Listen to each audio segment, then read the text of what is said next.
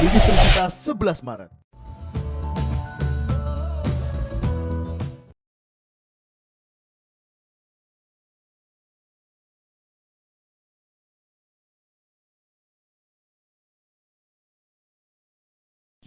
Saya mulai pembelajaran hari ini. Assalamualaikum warahmatullahi wabarakatuh. Selamat pagi, salam sejahtera anak-anakku semua. Oke, siapa yang tidak masuk hari ini? Dari sini pesertanya 24 orang, jadi 11 orang siswa yang tidak masuk hari ini. Sambil ini yang belum nulis absensi di chat, silakan ditulis absensinya. Nanti itu saya gunakan sebagai pembagian kelompok nanti. Oke ya, saya minta tolong Muhammad Dwirianto untuk memimpin doa. Silakan, Muhammad Dwirianto. Untuk tetap menjaga dan mematuhi protokol kesehatan, ya, untuk mencegah penyebaran penyakit COVID-19. Ya. Terus jangan lupa penguatan karakter belajar Pancasila. Ya. Pembelajaran sebelumnya kita telah membahas tentang fisiologi reproduksi, ya. Untuk yang berkaitan dengan hormon reproduksi hewan jantan itu adalah spermatogenesis. Ingat kan? Jadwal pelaksanaan pertemuan ini, bahan ajar yang kita gunakan pada hari ini, dan LKPD-nya, ya, lembar kerja siswa kalian. Ya, sudah kan? Terus saya sudah menugaskan kalian untuk melengkapi perangkat serta kelengkapan mengajar bahan ajar hari ini. Terus saya sudah suruh kalian untuk membuat resume, ya, resume pembelajaran hari ini, ya. Bapak juga mau bertanya ini, apakah kalian pernah melihat sapi jantan menaiki sapi betina? Belum, Pak. Pernah, Pak. Belum, Pak. Iya, kucing menaiki kucing betina. Pernah. Nah, terus ayam jantan menaiki ayam betina. Pernah. Nah, itu karena ada nafsu kawin. Gimana ya nafsu kawin si jantannya? Nah, nafsu kawin ini namanya libido. Iya. Nah, ilmiahnya adalah libido. Nafsu untuk kawin yang hanya dimiliki oleh jantan.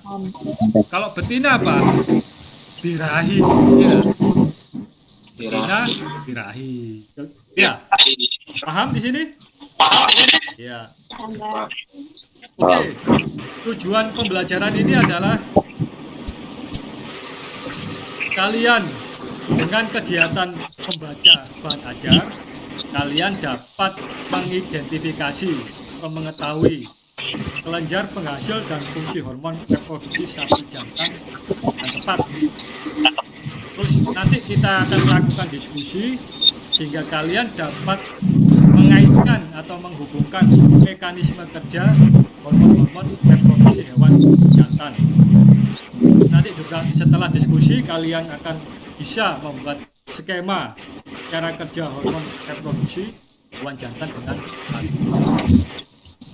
Selanjutnya nanti tugasnya kalian membuat video, ya, video penjelasan tentang mekanisme hormon hewan jantan yang kita gunakan adalah sapi. Bisa dipahami anak-anakku? Jadi kalian pertama bisa mengidentifikasi, terus mengaitkan mekanisme, membuat skema cara kerja atau gambar diagram yang kemarin itu. Terus tugasnya satu lagi keterampilan, ya, membuat video presentasi. Videonya singkat aja, enggak usah panjang-panjang, ya. Jadi nanti kalian kalau pelihara ternak sapi, ayam atau kucing, ya, anjing kalau yang muslim, atau yang muslim boleh aja pelihara anjing. Kalau hewanmu, peliharaanmu tidak mau kawin, Nah, ya tidak akan bisa dikembangkan. Oke, kita mulai ya. Kegiatan inti dari pembelajaran ini adalah saya menggunakan problem based learning, yaitu pembelajaran berbasis masalah. Ya, jadi nanti ada masalah dari saya ataupun masalah dari kalian sendiri. Ya, masalah yang berkaitan dengan sapi jantan ya, ternak jantan ya. Pertama, saya akan menayangkan slide presentasi. Tolong dicermati ya, slide presentasi saya. Hitam. Nah, pada sapi Bali itu kelihatan sekali kalau sudah dewasa ya, terlihat jadi berubah warna menjadi hitam. Menurut penelitian ini karena pengaruh hormon testosteron. Kali ini. Terus di sini ada lagi sel ledik. Sel ledik ini ya ini yang menghasilkan hormon testosteron atau menghasilkan hormon untuk libido atau keinginan untuk kawin. Hormon untuk menjadi dewasa kelamin. Nah, ini adalah mekanisme kerjanya. Gambar apa anak-anakku? Sapi mau kawin, Pak. Ini adalah permasalahan dari saya ya. Ini adalah sapi jantan yang dilakukan kastrasi. Permasalahannya ada kaitan apa dengan hormon reproduksi tadi? Ini banyak, ini sedikit. Ya. Bagus yang mana menurut kalian? Yang banyak, Pak. Iya dong, yang banyak. Normanya adalah 50 juta. 50 juta sel per mili. Jadi 1 mili itu jumlahnya 50 juta. Kalau 3 mili berapa juta? 150 juta. 50 juta. Nanti kalian hubungkan dengan pengaruh kerja hormon. Gimana Hidayah? Kalau untuk menggemukkan sapi itu Bang Pak, caranya selain menghilangkan fungsi alat reproduksinya apa aja? Ya. Sapi kawin Pak, habis itu betinanya nggak jadi, itu masalah di jantannya atau gimana Pak? Bapak akan membagi kalian dalam beberapa kelompok ya. Menjadi 4 kelompok. Kelihatan semua? Jelas kelompoknya? Jelas, Pak. Oke. Jelas Pak. Menjawab permasalahan tadi yang dikaitkan dengan referensi atau jurnal ilmiah. Oke ya, saya mulai dari kelompok 1 supaya tidak terpecah-pecah. Jadi di sini aja kita lihat kawanmu mendiskusikan atau menjawab pertanyaan ini dari referensi. Di sini ada LKPD-nya. Di sini ada referensinya. Gunakan referensi di bawah ini untuk mendiskusikan permasalahan kalian supaya diskusinya tidak kemana-mana. 1. Menurut Kuswati et al. 2016, untuk penggemukan dengan proses menghilangkan fungsi alat produksi, yaitu bagian testis dengan cara mematikan sel kelamin jantan. Gimana kelompok 2? Atau kelompok 3? Ada tanggapan di sini? Menurut Kuswati et al. 2016, ternak dikastrasi memiliki temperamen yang lebih jinak sehingga cenderung memiliki aktivitas. Oke. Kelompok 2. Menurut Ratnawati et al. 2015, bahwa libido adalah waktu yang dibutuhkan penjantan untuk mulai mengendus sapi pemancing hingga terjadi ejakulasi. Saya minta satu perwakilan kelompok untuk menjelaskan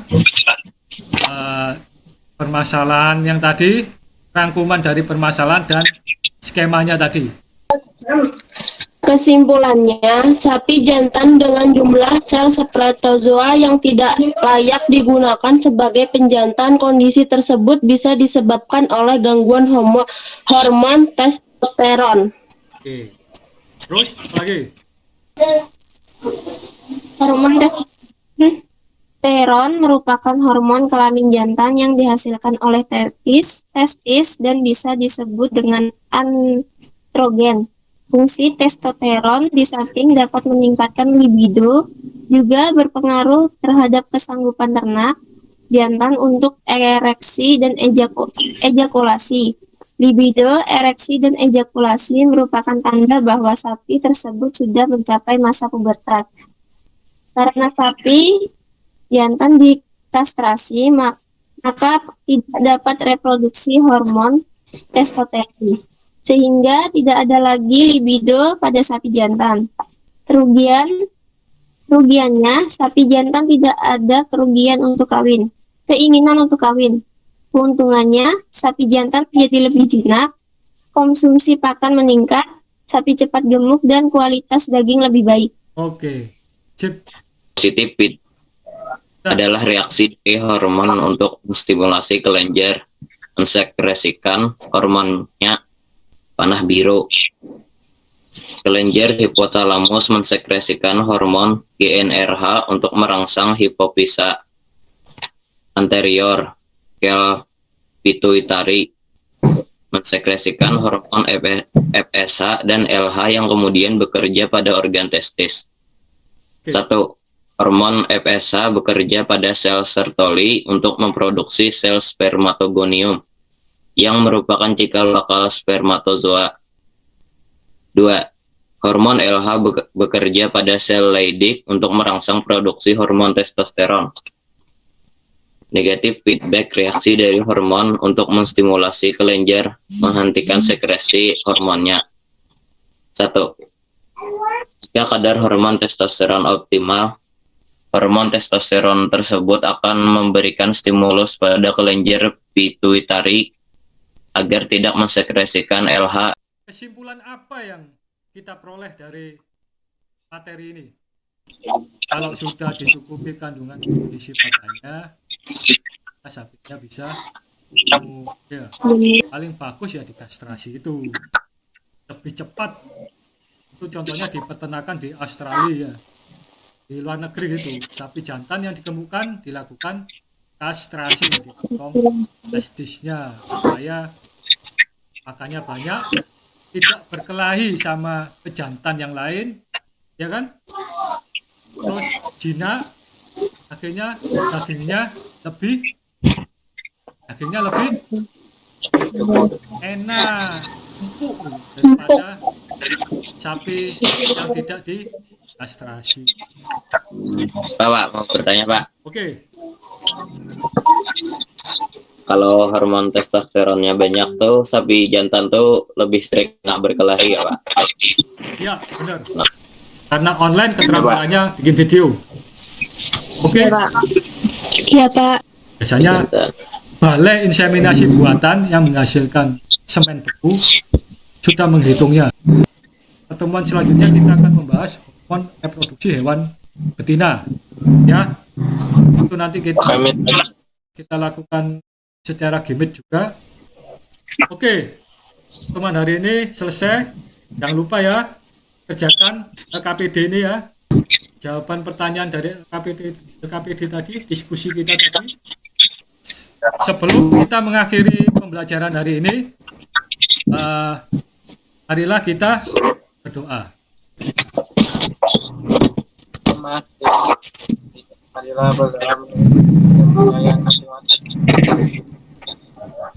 Amin. Ya, terima kasih atas kehadiran kalian dalam pembelajaran ini. Semoga ilmu yang kita terima pada hari ini bermanfaat bagi kita semua ya. Bermanfaat untuk masa depan kita juga, supaya kita menjadi manusia yang berguna bagi nusa, bangsa, agama, dan keluarga itu ya. Oke? Tetap semangat belajar walaupun di masa pandemi ini. Karena saya juga belajar juga. Terima kasih. Silakan keluar dari grup